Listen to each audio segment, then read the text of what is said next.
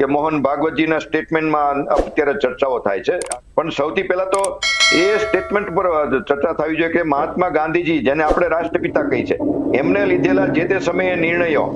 એને લીધે અત્યારે દેશને કઈ તકલીફો છે, દેશ શું ભોગવી રહ્યો છે, એમના નિર્ણયો કેટલા સાચા છે, એની ઉપર ચર્ચા થવી જોઈએ. જેને આપણે મહાત્મા રાષ્ટ્રપિતા કહીએ છીએ, એમના નિર્ણયો થકી દેશ અત્યારે સારી સ્થિતિમાં છે, કઈ કઈ જગ્યાએ સારી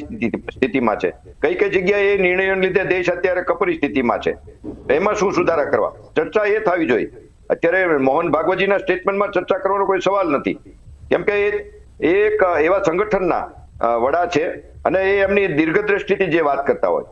અને એમની જે નિર્ણય કે જે કઈ સ્ટેટમેન્ટ હોય એમનું આજે આપણે 5-15 દિવસમાં કે 4-6 મહિનામાં નો ખ્યાલ આવે, એમનું આખું વિઝન જુદું હોય. પણ આ મહાત્મા ગાંધીજીના તો આપણે જોઈએ છીએ 75 વર્ષમાં એમના નિર્ણયો થકી દેશ ક્યાં છે, દેશ કઈ બાબતમાં તકલીફમાં છે,